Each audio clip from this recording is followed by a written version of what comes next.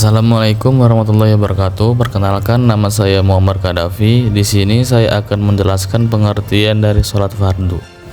Di dalam sholat fardu itu memiliki beberapa syarat sah yang perlu kita ketahui. Adapun yang pertama, suci dari hadas kecil dan besar. Orang yang mendirikan sholat harus dalam keadaan suci dari hadas besar maupun kecil. Karena ketika kita berhadas, itu tidak diperbolehkan melaksanakan sholat, tawaf, dan sebagainya.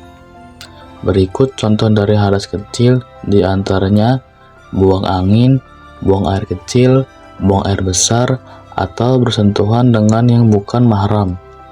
Kemudian, contoh hadas besar diantaranya ialah haid, nifas, keluar sperma, hingga bersenggama. Jika kita ingin melaksanakan sholat, tawaf, atau sebagainya, maka diharuskan mandi wajib atau mandi junub terlebih dahulu. Dan yang kedua, suci badan, pakaian, dan tempat sholat dari najis. Seseorang yang mendirikan sholat harus terhindar dari najis, baik di badan, di pakaian, maupun di tempat ibadahnya. Ada beberapa contoh najis yang harus dihindari.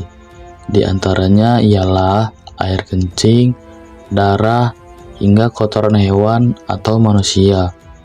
Jika terkena najis di antaranya, maka harus segera dibersihkan dengan cara dibasuh sampai hilang warna, bau, dan materi pada najis tersebut.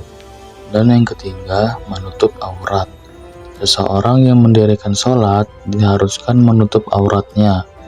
Batasnya aurat pada mayoritas umat Islam di Indonesia itu mengikuti pendapat mazhab Imam Syafi'i.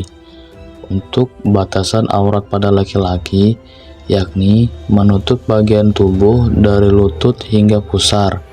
Sementara untuk wanita ialah seluruh tubuh, kecuali muka dan kedua telapak tangan.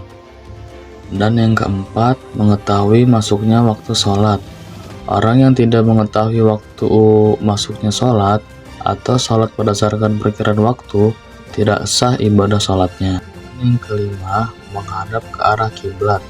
Kiblat sholat umat Islam adalah bangunan Ka'bah yang berada di Mekah.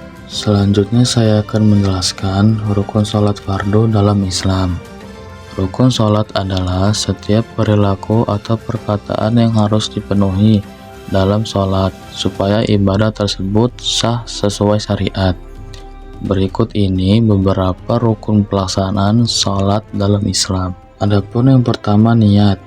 Niat yang menjadikan rukun sholat ialah ditegaskan dalam hati. Namun sebagian ulama menyatakan bahwa melafalkan niat adalah sunnah untuk ketetapan lisan dan hati secara bersamaan. Dan yang kedua, berdiri bagi yang mampu. Syariat Islam mengharuskan pelaksanaan sholat dengan berdiri.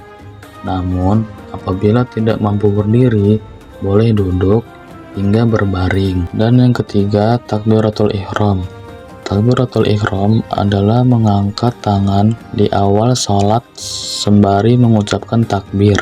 Dan yang keempat, membaca surat Al-Fatihah.